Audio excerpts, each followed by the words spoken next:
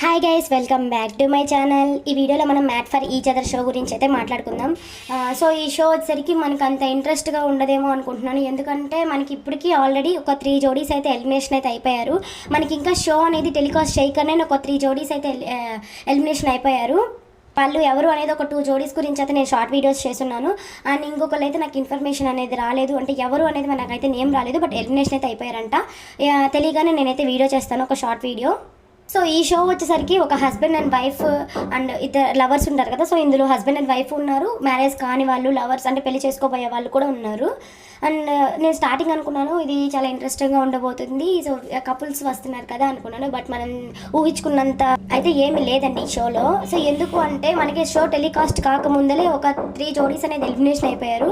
అప్పటికి మనకు తెలిసిపోతుంది కదా వీళ్ళు టెలికాస్ట్ చేయకపోయినా ఇలా జరుగుతుంది అనేసి. మనకి షో వస్తే అంత ఇంట్రెస్ట్ ఉండదేమో చూడడానికి. బట్ ఏదైనా షో వచ్చిన తర్వాత ఒక 1 వీక్ తర్వాతే మనకు అర్థమవుతుంది ఈ షో ప్రాసెస్ ఏంటి అనేసి. ఈ షో వచ్చేసరికి మనకి 70 డేస్ ఉంటుంది. దీంట్లో విన్నర్ ప్రైజ్ మనీ వచ్చేసరికి 50 lakhs అని చెప్పారు. సో టీఆర్పీ బట్టి మనకి ఇది 100 డేస్ కూడా చేయొచ్చు. అంటే షో స్టార్ట్ అయిన తర్వాత టీఆర్పీ బట్టి వీళ్ళు కొంచెం పెంచచ్చు. అండ్ వైల్డ్ కార్డ్ ఎంట్రీస్ కూడా ఉంటాయంట. ఈ షో వచ్చేసరికి మనకి సేమ్ బిగ్ బాస్ లాగే ఉంటుంది అనేసి మనం అనుకున్నాం కదా. బట్ బిగ్ బాస్లో అయితే ఫుడ్ అనేది మనమే ప్రిపేర్ చేసుకోవాలి, బట్ ఇక్కడ అలా కాదు. సో వాళ్ళే ఫుడ్ ప్రిపేర్ చేసి ఎవరి రూమ్స్ ఉంటాయి కదా, సో అలా వాళ్ళకి పంపించిన తర్వాత కర్టన్స్ వేసి వీళ్ళైతే లంచ్ చేసి ఆ తర్వాత మళ్ళీ గేమ్స్ అని ఆడతారు. అండ్ బిగ్ బాస్లో వచ్చేసరికి వాష్రూమ్స్ కానీ క్లీనింగ్ కానీ అదంతా మనమే చేసుకోవాలి, బట్ ఇక్కడ అలా కాదు, వాళ్ళే చేస్తారంట.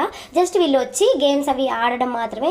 సో ఇంట్లో ఏదైనా వర్క్ అదంతా ఉన్నా బయట వాళ్ళే చేయిస్తారంట. Made for each other team మొత్తం అంతా చేయిస్తారంట. అండ్ బిగ్ బాస్లో ఎలా అయితే మనకి మైక్ ఇస్తారు కదా, సో అలాగే ఇక్కడ కూడా ఇద్దరు జోడీస్కి అయితే మైక్స్ ఉంటాయి. సో లవ్ సింబల్ మైక్స్ అయితే వస్తాయి. అండ్ విత్ బెడ్రూమ్లో కూడా వీళ్ళు ఏం మాట్లాడుకుంటున్నారా అనేది మనకి మైక్స్లో అయితే మనకు అన్నీ తెలుస్తుంది. అండ్ సీసీ కెమెరాలు కూడా సేమ్ బిగ్ బాస్లో ఎలా ఉన్నాయో అలాగే ఫుల్ సీసీ కెమెరాలు అయితే ఉంటాయంట. లాస్ట్ వీడియోలో చెప్పాను కదా మీకు, బిగ్ బాస్లో మనం ఎలా ఓట్ వేసి విన్నర్ చేసామో అలాగే ఇప్పుడు మ్యాట్ ఫర్ ఈచ్ అదర్స్లో కూడా సేమ్ అదే ప్రాసెస్ తీసుకురావాలి అనుకుంటున్నారు. అది వచ్చేసరికి మనకి 5th వీక్ నుంచి స్టార్ట్ అవుతుంది. సో మనకి ఎవరైతే ఫేవరెట్ కంటెస్టెంట్ ఉంటారు, ఫేవరెట్ జోడీ ఉంటారు కదా, సో వాళ్ళకి ఓటు వేసుకొని అనేసి మనకి 5th వీక్ నుంచి అయితే అనేసి నాకు ఇన్ఫర్మేషన్ వచ్చింది.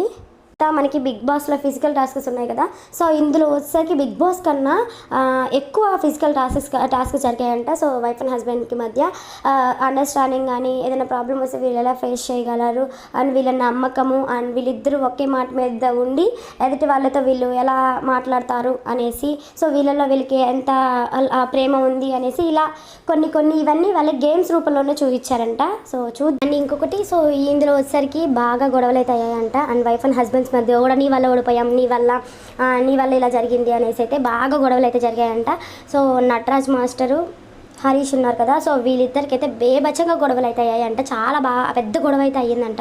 అండ్ హరీష్ గారు అయితే ఎలిమినేషన్ అయ్యే ముందల చాలా ఇష్యూ అయితే అయిందంటే, చాలా పెద్ద గొడవ అయిన తర్వాత సో ఇది ఎలిమినేషన్ అయితే ఎలా జరిగిందో తెలియదు కానీ బట్ చాలా పెద్ద గొడవతో అయితే ఈయనైతే ఎలిమినేషన్. అండ్ వీళ్ళు వీకంతా గేమ్స్ ఆడతారు కదా, సో వీళ్ళకి ఒక లీడర్ బోర్డ్ అనేది ఇస్తారు.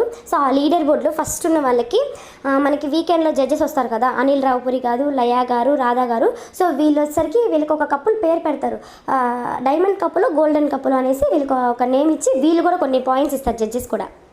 సో ఎలా అంటే మనకి నాగార్జున సార్ సాటర్డే వచ్చి వీళ్ళు చేసిన మిస్టేక్స్ చెప్పి సండే వచ్చేసరికి ఫన్ డే అని ఎలా అంటారు, సేమ్ అలాగే సాటర్డే వచ్చేసరికి వీళ్ళు చేసిన మిస్టేక్స్ మీరు ఇలా ఎందుకు చేశారు, అలా ఎందుకు చేశారు, ఇదేంటి అనేసి అడుగుతారు. అండ్ సండే వచ్చేసరికి వీళ్ళతో ఫన్ యాంగిల్లో ఏదైనా చేస్తారంట. సో ఇలా అయితే ఇన్ఫర్మేషన్ అనేది నాకు వచ్చింది. సో ఈ వీడియో మీకు నచ్చినట్టయితే లైక్ చేయండి, షేర్ చేయండి అండ్ సబ్స్క్రైబ్ చేసుకోండి.